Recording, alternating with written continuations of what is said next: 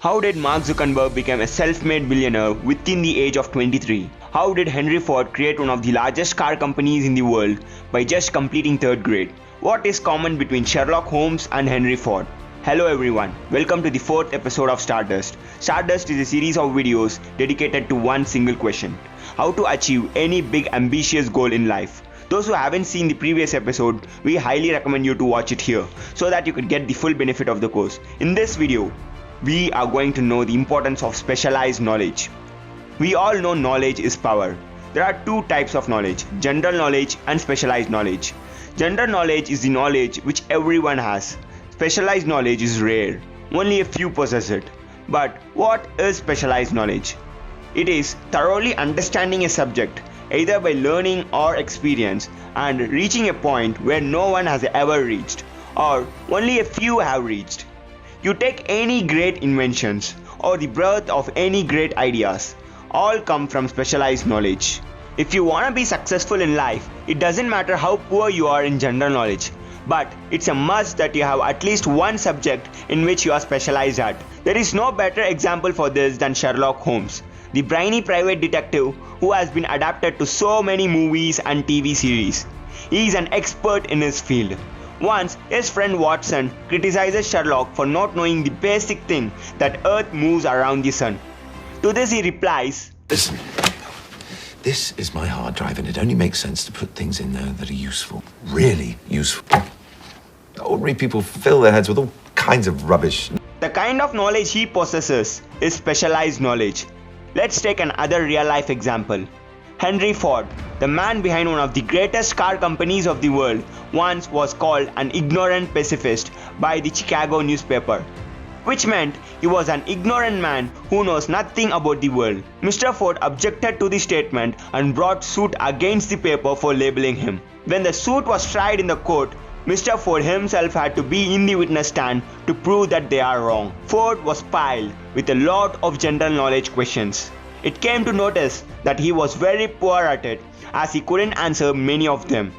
Finally, Mr. Ford became tired of all the line of questioning, and in reply to a particular question, he leaned over, pointed a finger on the lawyer and said, "If I should really want to answer the foolish question you have just asked, or any of the other questions you have been asking me, let me remind you that I have a row of electric push buttons on my desk, and by pushing the right button, I can call men who can answer any question I desire to ask.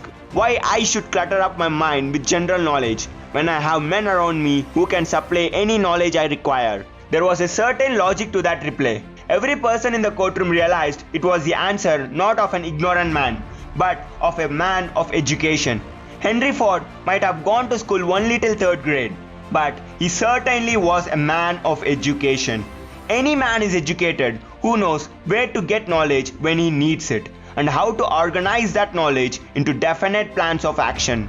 Through the assistance of his mastermind group, Henry Ford had at his command all the specialized knowledge he needed to enable him to become one of the wealthiest men in America. It was not essential that he has this knowledge in his own mind. This point is once again proved by Jack Ma, founder of Chinese e-commerce company Alibaba. I was the first. I know nothing about technology. I know nothing about management. I know nothing about. But the only thing is that you don't have to know a lot of things. You have to find the people who are smarter than you are. For so many years, I always try to find the people smarter than I am. And when you find so many smart people, my job is to make sure the smart people can work it together.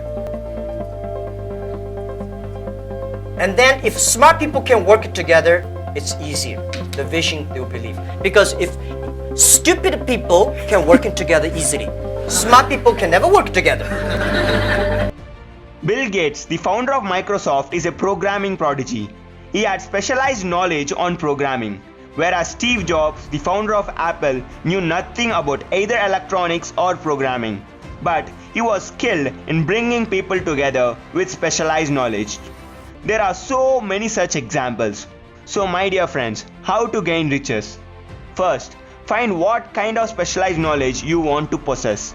Next, find the right place to get it. There are 5 different ways of getting specialized knowledge. Number 1. Colleges and universities. Once you know what kind of specialized knowledge you want, college becomes fun. Colleges and universities are storehouses of raw knowledge. Instead of focusing on the academics, you can focus on acquiring the right knowledge you require. Number 2. Mastermind Alliance. Just like Steve Jobs or Jack Ma, you can lead a group of like-minded people who have specialized knowledge in their own field. Number 3. E-learning platforms. With the birth of internet, there are so many online platforms like Udemy, Udacity, Masterclass, Skillshare, etc., where the experts of the field come and teach for a very nominal price. And number 4. Self-learning through public libraries, books, and hands-on experience. This is a slow but a very effective method. Number 5. Finding a mentor. This last step is the shortcut for learning. By finding a good mentor in your field, you not only get someone to guide you the right path, but also someone who enlightens you with the mistakes he did in his journey. These are the different ways of acquiring knowledge. But knowledge alone is not enough, unless you have enough imagination to gain an idea, and only when this idea is organized and intelligently directed through practical plans of action to accomplish a definite end. So my dear friends, the idea is the main thing.